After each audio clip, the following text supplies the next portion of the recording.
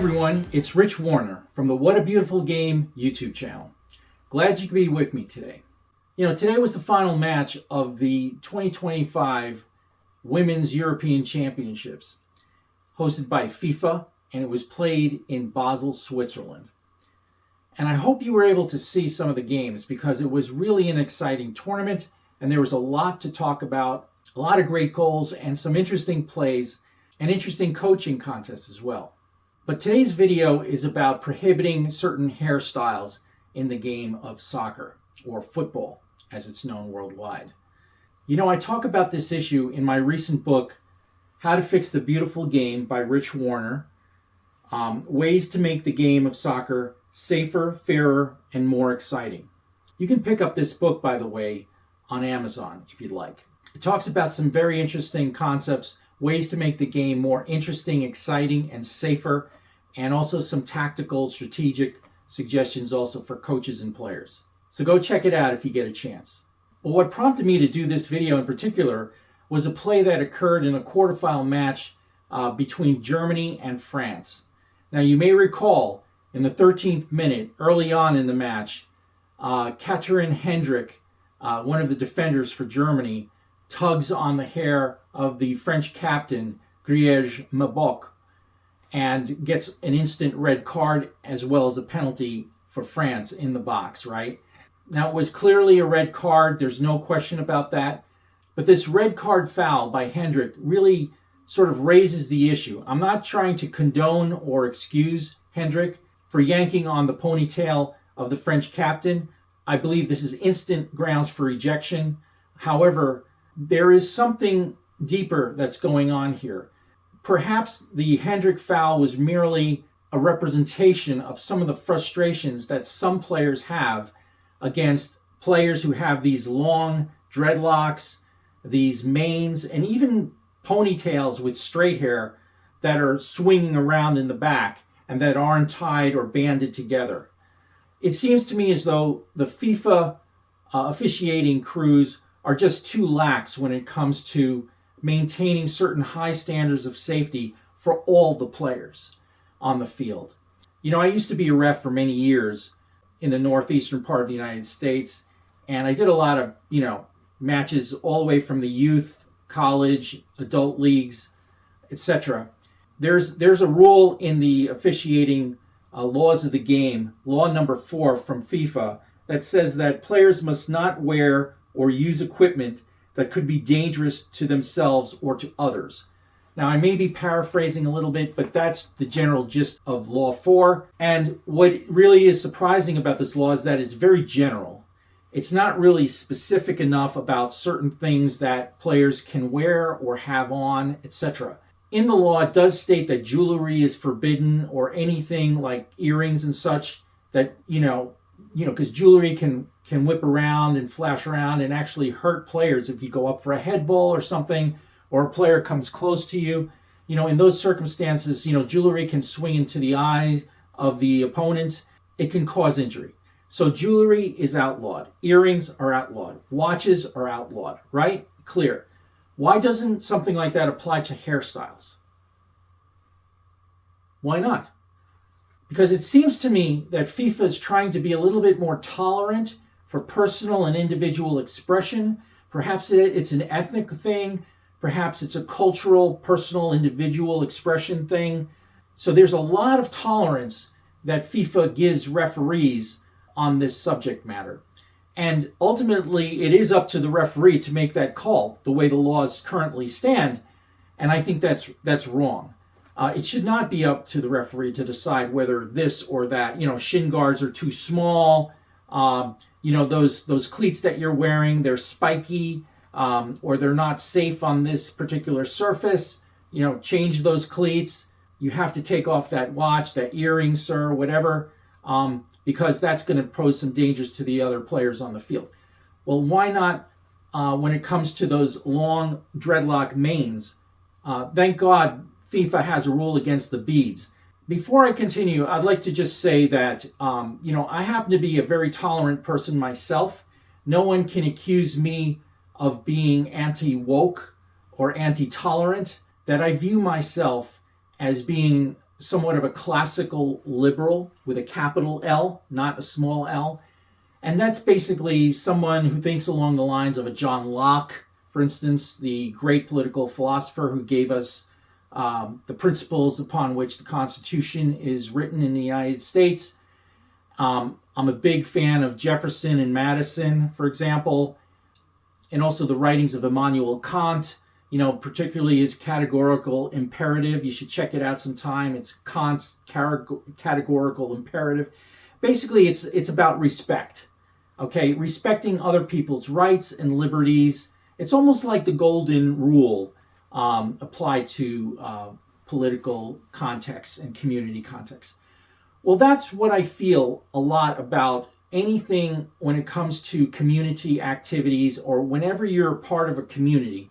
And certainly a soccer game is such an event where there is a community of interests at stake. You have multiple players. You have 22 players on the field, coaches, etc., fans, and we should do our best to respect everybody else on the field. Play your game, play it hard, but you must respect other people's rights too.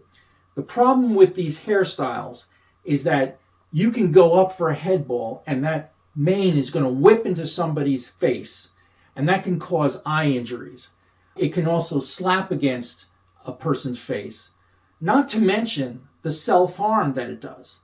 There have been instances in the NBA, for example, where quite a few players do wear these manes, but they tie them together supposedly, and that's okay with the referees there too. They have a Law 4 version. It's like Law 7 in NBA basketball. And you're not going to tell me that when they go up for the ball to pick up a rebound or something, that it's not going to interfere with the vision of the player themselves. But it also, try trudging along with an extra few pounds of hair, and, those manes go down to the hips. As we've seen in the European Championship this past summer, there were quite a few girls that were trudging along with these manes. Just think about how uncomfortable it is, how it interferes with their vision, and also slows them down. There have been physios who've instructed players to, cut their hair or do something to remove these long, massive manes, because it actually causes stress on the spine and on the knees. They've done studies to show that it actually is detrimental to the well-being of the players themselves. And I'm also reminded of the many instances like Hendrick comes along and yanks on the French captain's ponytail. There's a viral video on YouTube, and I'll give you the link under this video. It's this University of New Mexico player, a defender by the name of Elizabeth Lambert. This YouTube video has gone viral, 10 million views at least. And it shows just what a brutal thug this defender was. I mean, she was just insane. She was a loose cannon and deserved multiple red cards. I don't understand how the college referees allowed such a player to continue. And Lambert just yanks on her ponytail and pulls her down to the ground. I mean, if that's not instant red, I don't know what is. I don't get it. I just don't understand. This player was allowed to play the game and BYU ended up winning by 1-0, but Lambert was never ejected. I can never understand that. This is really just insane. The point being that the players themselves take a risk. You could easily subject yourselves to some serious harm. And I'm interested in hearing your opinion about this matter. Should there be a law written that enforces a certain standard of hairstyles so that, does not cause injury to other players? Because people may come back to me and say, oh, you're a classical liberal, right, with a capital L. Well, why don't you believe in other people's rights to personal expression and personal freedom? I do believe in the rights of individuals, civil liberties. However, I also believe that your personal liberties and freedoms have limitations. That is, if you abuse your rights and your liberties to the point where it causes harm to other members of the community, at that point you've exceeded your bounds. Your liberties do not give you license to potentially harm others. There is a limit to your personal liberties in the context of community activities. In this case, it's a soccer game. But it so happens that the African American and Afro-European community, etc., have this thing about, expressing themselves through their hairdos and hairstyles. Consider some of the best African American, Afro-European, Afro-Brazilian athletes who played the game of football and NBA basketball, for example. I'm thinking of players like Pelé, for example. I'm thinking about Michael Jordan, Scottie Pippen. I'm talking about Kareem Abdul-Jabbar, etc., etc. They did not have long manes. They had very short hairstyles. In fact, Michael Jordan didn't have any hair at all. And he didn't have to deal with, carrying that heavy mane around. He probably wouldn't have been as great a player. And I guess it can all be summarized as follows. While personal expression is valued and should be esteemed by all, it cannot supersede the collective safety of the participants on the field of play. And so through this video, I asked not only FIFA, not only the coaches, but the players themselves to take a moment and reflect. When I play in this game, when I play in this league and competition and this tournament, will I negatively impact the well-being and safety of other players on the field? Because we have to respect even our opponents. Even though we play hard against them and we compete against them for victory, we still have to respect them as human beings with their rights to play the game safely. If I respect your rights, you respect my rights. It's a two-way street. And so maybe the great players, the model players of the world who are African American or minorities or any great player, they can do us a big service if they start toning down their manes, cutting it back a little bit. At least then we'll be able to see their names and their numbers on their jerseys. And it'll do good for everybody, including their own well-being and productivity on the field. Now, I've got 2 more videos coming up, sort of like in response to what I've seen this past summer. There was a lot of great football. There was the World Cup of club teams, for example. That was very exciting as well. I have a few more other suggestions about rule changes that should seriously be looked at.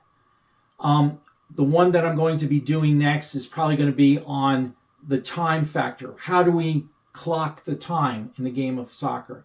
I think there can be a very simple solution for that will improve the game dramatically. So stay tuned for that.